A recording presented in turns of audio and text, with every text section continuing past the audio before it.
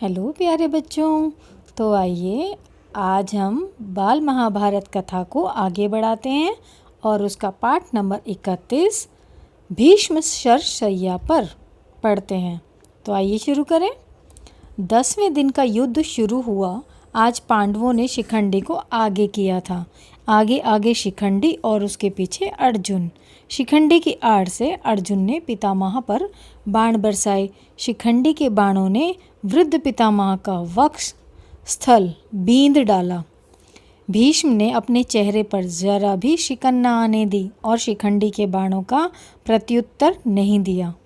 अर्जुन ने जब यह देखा कि पितामह प्रतिरोध नहीं कर रहे हैं तो जरा जी कड़ा करके उसने भीष्म के मर्म स्थानों को लक्ष्य करके तीखे बाणों से बींधना शुरू कर दिया। भीष्म का सारा शरीर बिंध गया, पर इतने पर भी उनका मुख मलिन न हुआ। भीष्म ने अर्जुन पर शक्ति अस्त्र चलाया। अर्जुन ने उसे 3 बाणों से काट गिराया। अब भीष्म को यह निश्चय हो गया था कि आज का युद्ध उनका आखिरी युद्ध होगा। इस कारण वे हाथ में ढाल तलवार लेकर रथ से उतरने लगे। अर्जुन का बाण बरसाना जारी रहा। उसके बाणों ने पितामह के शरीर में उंगली रखने की भी जगह न छोड़ी थी। पितामह के सारे शरीर में बाण ही बाण घुस गए थे। ऐसी अवस्था में भी भीष्म रथ से सिर के बल जमीन पर गिर पड़े। भीष्म रथ से सिर के बल जमीन पर गिर पड़े। भीष्म गिर तो गए, लेकिन उनका शरीर भूमि से नहीं लगा। सारे शरीर में जो बाण लगे हुए थे वे एक तरफ से घुसकर दूसरी तरफ निकल आए थे। भीष्म का शरीर जमीन पर न गिरकर उन तीरों के सहारे ही ऊपर उठा रहा। पितामह अर्जुन से बोले, बेटा अर्जुन, मेरे सिर के नीचे कोई सहारा नहीं है, वह लटक रहा है। कोई ठीक सा सहारा तो लगा दो। भीष्म ने ये वचन उसी अर्जुन से कहे जिसने अभी अभी प्राणहारी बाणों से उनको बींध डाला था। भीष्म का आदेश सुनते ही अर्जुन ने अपने तरकश से 3 तेज बाण निकाले और पितामह का सिर उनकी नोक पर रखकर उनके लिए उपयुक्त तकिया बना दिया। भीष्म बोले, हे राजागण, अर्जुन ने मेरे लिए जो सराहना बनाया है उसी से मैं प्रसन्न हुआ हूँ। अभी मेरा शरीर त्याग करने का उचित समय नहीं हुआ है, अतः सूर्य नारायण के उत्तरायण होने तक मैं यहीं और ऐसा ही पड़ा रहूँगा। आप लोगों में से जो भी उस समय तक जीवित बचे वे आकर मुझे देख जाएं। इसके बाद पितामह ने अर्जुन से कहा, बेटा मेरा सारा शरीर जल रहा है और प्यास लग रही है, थोड़ा पानी तो पिलाओ। अर्जुन ने तुरंत धनुष तान कर भीष्म की दाहिनी बगल में पृथ्वी पर बड़े जोर से एक तीर मारा। बाण पृथ्वी में घुसकर सीधा पाताल में जा लगा। उसी क्षण उस थल से जल का एक सोता फूट निकला और पितामह भीष्म ने अमृत के समान मधुर और शीतल जल पीकर अपनी प्यास बुझाई। वह बहुत ही खुश और प्रसन्न दिखाई दिए। जब कर्ण को यह पता चला कि भीष्म पितामह घायल होकर रण क्षेत्र में पड़े हैं तो वह उनके पास गया। प्रणाम करके जब कर्ण उठा तो पितामह को उसके मुख पर भय की छाया सी दिखाई दी। यह देखकर भीष्म का दिल भर आया।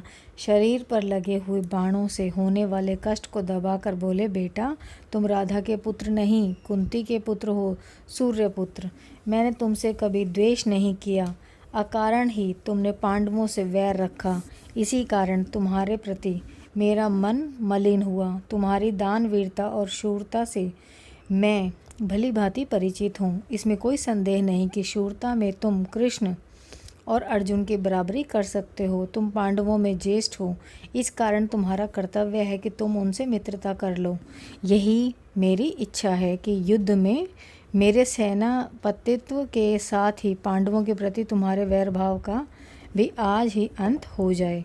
यह सुनकर कर्ण बड़ी नम्रता के साथ बोला, पितामह मैं जानता हूँ कि मैं कुंती का पुत्र हूँ, लेकिन यह भी मुझे मालूम है कि मैं सूत पुत्र नहीं हूँ।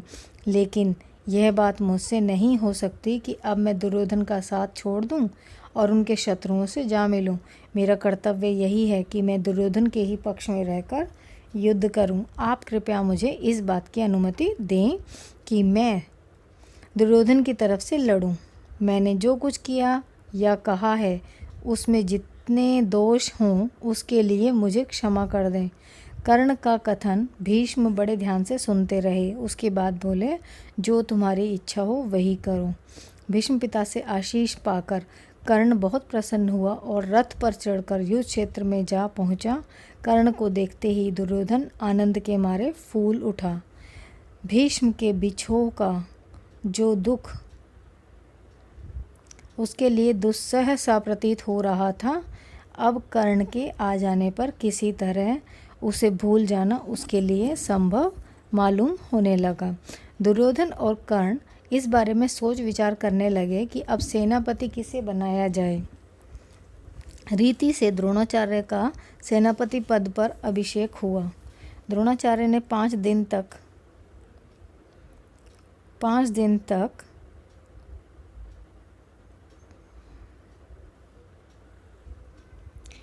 कौरवों की सेना का संचालन करते हुए घोर युद्ध किया।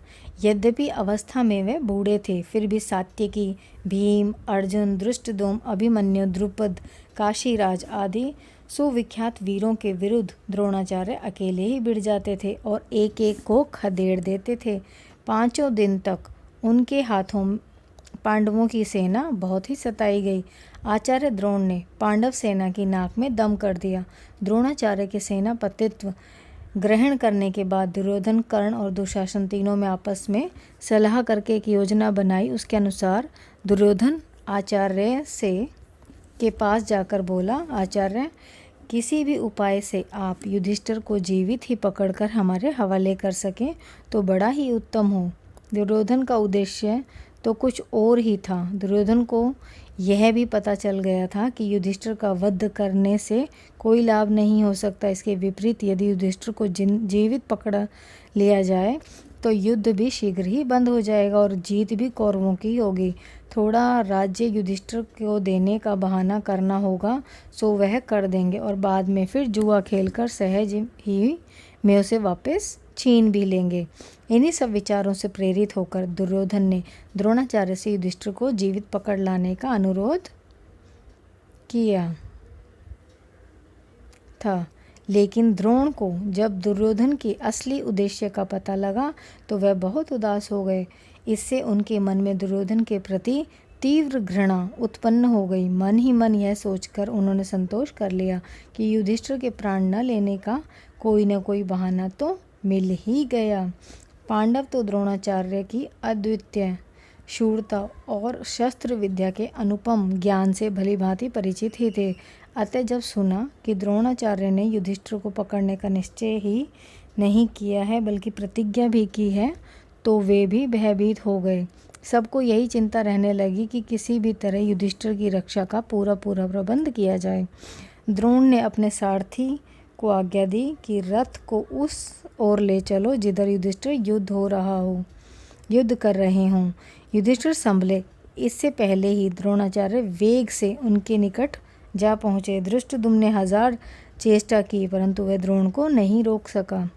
युधिष्ठिर पकड़े गए कि चिल्लाहट से सारा कुरुक्षेत्र गूंज उठा। इतने में ही एकाएक न जाने कहाँ से अर्जुन उधर आ पहुँचा और अर्जुन के गांडीव से बाणों की ऐसी अविरल बौछार छूट रही थी कि कोई देख ही नहीं पाता था कि कब बाण धनुष पर चढ़ते और कब छूटते थे।